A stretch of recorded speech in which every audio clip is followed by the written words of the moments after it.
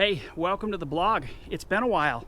I started thinking, holy cow, I have not done an update for you guys for quite some time. And part of that is because I've been doing some spring bear hunting, so I got sidetracked with that. But I have been working on the plane, so what I thought I would do is give you a real good update on what I've done so far, some key learnings, a few mistakes I've made in this process of building my Highlander. And I'm pretty pumped because today's a pretty cool day. I'm going to show you, flip the camera around, and as you can see, I've actually got the plane out of my small garage. Wings are on it, and here's what I've been doing today. So today I've been mounting my fuel tanks on the airplane. So let me just walk you through where I'm at and what I've done. And I'm just going to start out here kind of on the outside of the wing and just kind of walk you through it. So what I've done so far is I've actually gone through and I've put on all of my false ribs. They're all on. False ribs all the way down. I actually put on my pitot tube. I built a bracket to make sure it was really solid because I'm using the larger Garmin pitot tube with the angle of attack for the avionics I'm going to put in it. So I wanted to make sure that this was just solid as a rock, and I think it's really firm, looks real good inside. It's backed and just solid as a rock. So, you know, obviously I haven't cut those off and run the wires yet, but so that's what I've been working on there. So pitot tube is in. You can see I've got my brackets are all in. They've been high soled, put on. You know, that's an interesting little process right there as you work on those and get them in.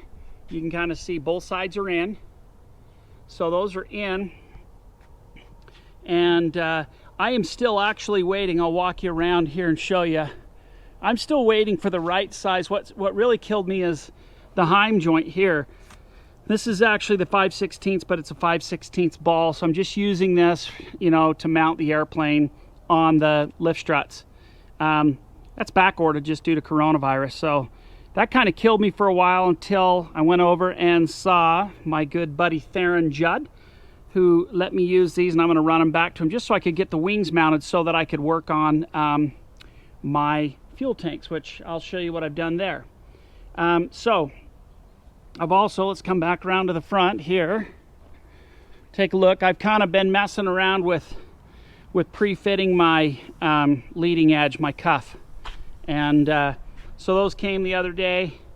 And in order to get them finally mounted, I needed to do the fuel tanks. And because I've got to put some, I wanted to make sure I knew right where I was going to end with rib number 1. And then my butt rib. So that was kind of important. So this is just on temporary right here. I'll make some adjustments and get those in, but that was just, I wanted to get a feel for how it looked.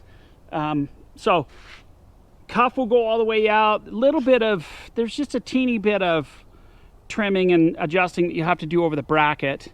And then obviously, you know, trimming and butting these up and getting them high soled and set and then glued back on. So these are just taped for looks, for fun.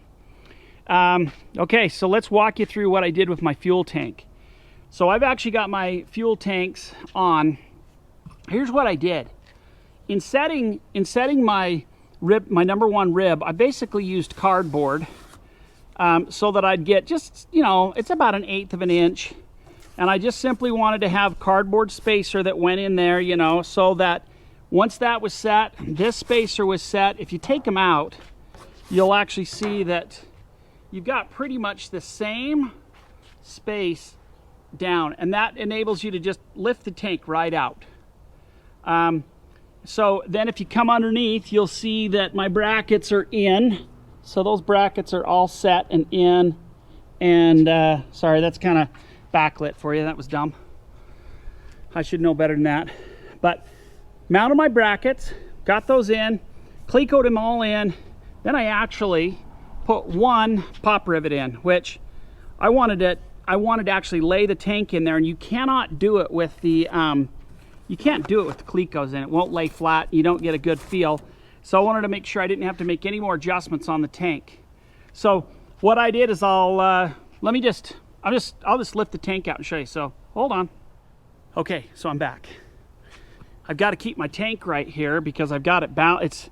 The pin here won't turn very far, but it will let it tip a little bit. So here's what I did is once I got my my tabs in, I measured them, marked them. I just put one pop rivet in the middle. They hold so tight that your tabs won't move, but it lets you lay the tank in there, make sure your tabs didn't move, and then I could see if I had any wobble in my tank.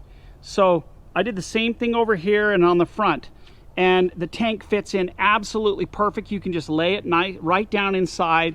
Obviously I've marked and I'm going to get ready to glue my #1 rib in. So I'm going to remove my tanks, set my high saw, and get this glued in. And then, you know, it's about 1/8 of an inch between your #1 and your butt rib. And appreciate Jack for always answering the phone when I have a question. So that's what I did. I actually, you know, the tricky part is you get those clamped onto the tank. And then once you've got to measure your holes marked, then I just did an outside hole, made sure it was perfectly level, right on my mark. I popped it, drilled it, did the same thing on the outside, leveled, make sure it was all set, then went through and drilled my holes and did that all the way across on all 8 tabs. And so now all 8 tabs are done, and both tanks are in, all tanks. But this gives you just enough room where you can actually adjust your tank. So I've got about a little over 1/4. It's that same cardboard width. So what I'll do, so it worked. And then, you know, obviously I've got my lift brackets in. And so I learned something new from Jack. I was really concerned because I didn't have, like I mentioned, the Heim joints. And I was thinking that's what sets your angle of incidence. It doesn't. That's already set here. That's with the 98-inch measurement. That's offhand. I think it is 98 inches from, you know, the center of your pin on each side. Your Heim joint basically takes out the washout in your wing a bit. So if you have a heavy wing when you initially fly, you can screw your Heim joint in, and it will it'll bring that, it should lift that wing back up. And that just gives you an adjustment on both wings so that when you're trimmed out straight and level, you should not have one wing flying higher or lower than the other. Let's see, rudders, or my rudder cable. Last time I ran my rudder cable, and I actually put my rudder on, and it works. So I took it off to come out of the garage, but I just haven't trimmed off. I haven't trimmed yet, but those are on. And so if you push on the pedals, they move, rudder moves side to side to the lock. Perfect. And then I've got my ELT in. So I mounted my ELT. It's all set, ready to go with the antenna, just where I want it. And now my goal here over the next couple of weeks will be to knock out both wings, get those wings done, and really get going on the wings. So that's it. That is that's my update for you, and show you the yard. A lot of yard work too. I gotta keep doing yard work at the same time. Can't let it go, otherwise I'll get vetoed on working on the airplane. But that's it right there. That is a ton of work, along with a couple of weeks of bear hunting. Slowed me down, waiting for a couple of back order parts. I still don't have my the shock for the rear tail wheel suspension setup, and I'm waiting for the actual 5/16 quarter ball Heim joint so that I can, you know, get that ready to go.